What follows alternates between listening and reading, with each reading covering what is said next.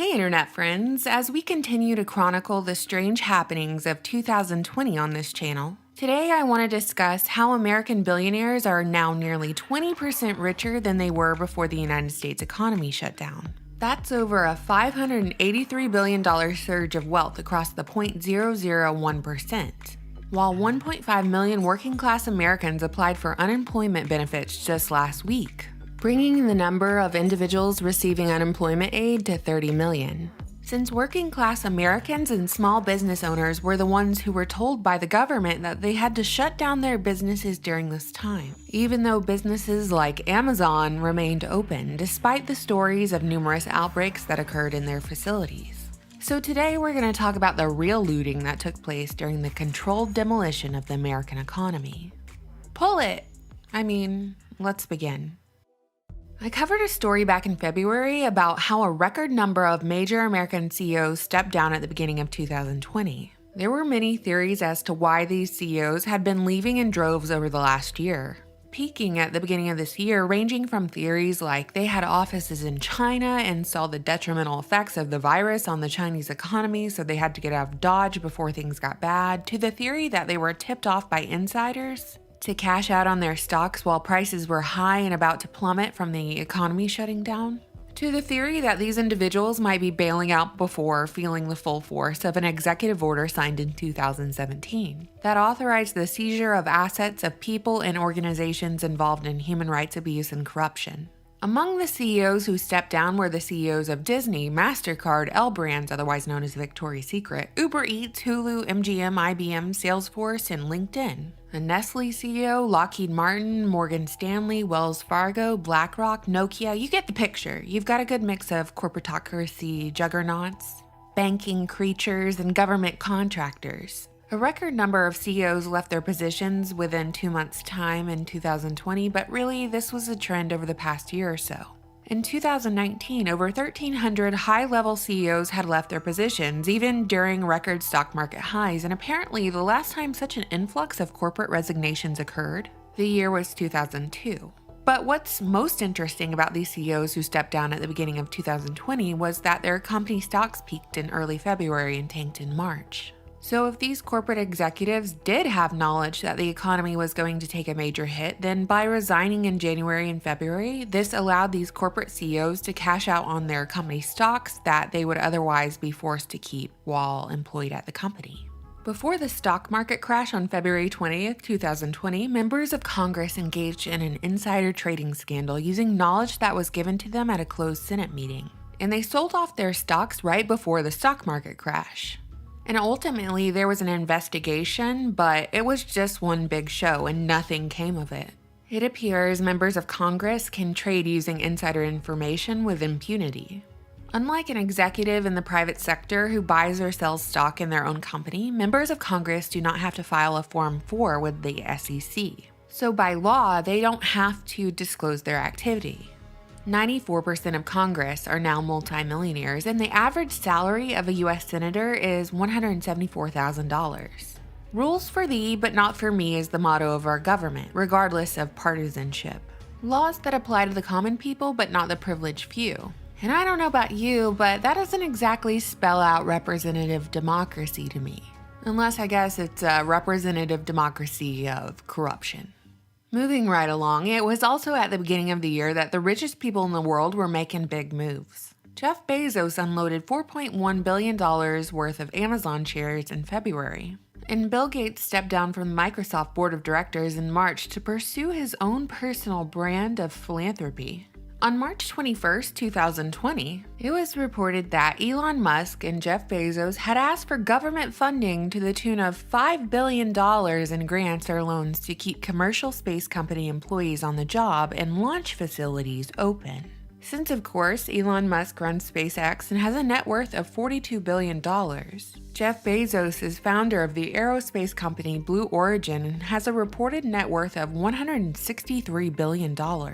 Both Elon and Jeff Bezos wanted the IRS to give them cash for R&D or research and development tax credits. So the billionaires wanted government handouts while the rest of the United States was out of work and confined to their homes, receiving a measly $1,200 stimulus check. Not only that, but Jeff Bezos actually started a relief fund for his employees during this time that encouraged everyone to donate to his contract employees and delivery drivers during the lockdown. So not only did Bezos, who is on track to become the world's first public trillionaire, ask for handouts from the government, but he also asked for donations from peasants to keep his employees paid. Keep in mind, the tiny mom-and-pop restaurant down the street from me gave away free food to those who were hungry during the lockdown, no questions asked. But billionaires asked for handouts from the public to fund their companies.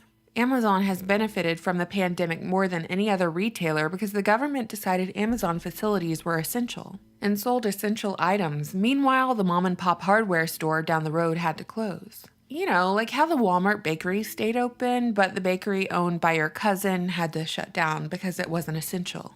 So with an increased demand for e-commerce as small businesses and in-person retail stores complied with statewide lockdown measures, Bezos' wealth grew in dollars more than any other billionaire. And isn't it interesting that all of these companies who had to ask for public and government handouts, cut hours, and lay off employees somehow found the funds to donate millions of dollars to organizations like Black Lives Matter? And now it's come out that the 5 wealthiest Americans, Jeff Bezos, Bill Gates, Mark Zuckerberg, Warren Buffett, and Larry Ellison, saw their wealth grow by a total of $101 billion over the last few months. And I wanted to discuss this today because it's like nobody cares. I think y'all care, but no one else does. They're happy working 40 plus hours a week at their job that barely pays the bills as long as they have their phone with Instagram or TikTok on it and the television playing Netflix and 31 flavors of Baskin-Robbins ice cream to choose from. But beyond that, they don't care. So I'm just sitting over here wondering how to rephrase this. $583 billion of wealth has been transferred from the 99.99% to the 0.001% in a matter of months. $101 billion of that went to just 5 people, when the government told ordinary, everyday individuals they had to stay home and not work, while owners of massive corporations were given the okay to continue business as usual because they were identified by the government as essential. Now here's where it gets hairy because many of these billionaires walk a thin line between being a corporate executive and a government employee. Given that, like Bezos and Gates, for instance, were awarded exclusive government contracts throughout their career that ultimately got them where they are today. Taxpayers bankrolled the entire thing, Microsoft computers in every government building and school, special Amazon cloud contracts with intelligence agencies, special deals on shipping with the post office, which has financially hurt the post office, and now the American taxpayers give an $18 billion gift to the post office every year. Because of an Amazon exclusive corporate deal the United States awarded Bezos. I think it's safe to say that Bezos has a vested interest in keeping this lockdown going because he's the only retail ball game in town. Just like Bill Gates has a vested interest in keeping this lockdown going because he's invested in the cure for the virus. And those are just 2 billionaires that I'm mentioning. We're not even covering billionaires in the arenas of medicine, healthcare, technology, who most certainly have a vested interest in keeping countries locked down. At least that's what's going through my mind as I'm watching the media push corona numbers to the forefront as coverage of racism and riots die down. Because it's really looking like corona is coming back in full force after states have slowly opened back up. Just today, the governor of Texas has rolled back the reopening of the state, ordering bars to close and putting a restriction on outdoor gatherings once again, as the number of virus cases hit a daily record of 40,000 new cases. Now, what does it mean if states slow their openings? What does it mean if states lock down again? For one, it means even more wealth from the 99.99% gets transferred to the 0.001% based on the pattern that emerged in March. So my point here is that while it may be an election year, and you might engage in heated debates with your Democratic or Republican counterparts, or even engage in arguments over white lives matter versus black lives matter versus all lives matter, Asian lives matter, blue lives matter. None of it actually matters. The media, owned by corporations and individuals who have no loyalty to our nation, peddle this great lie, this enormous myth that anyone can achieve this American dream of wealth and success. But look around. I would bet that nearly everyone you know is a wage slave who owns nothing in their possession, not their car, house, or education. Yet somehow we've all been conned into blaming each other, regular everyday people, for our problems. No, it's white people's fault. No, it's the Democrats' fault. No, it's the alt-right's fault. No, it's illegal immigrants' fault. When really, it's everybody's fault. We've got to have some accountability here. It's everyone's fault who doesn't realize we're knee-deep in a game of Monopoly as this lockdown continues. The bank cannot run out of money, but you can. Your get-out-of-jail ticket is a vaccine, and nobody wins until everyone else loses. So who is really looting the American public? Are we in a race war or are we in a class war? And as social distancing prevails and individuals are isolated, separate from others, and driven to platforms like Facebook and Twitter to interact with others, how long will it be until we are all totally polarized?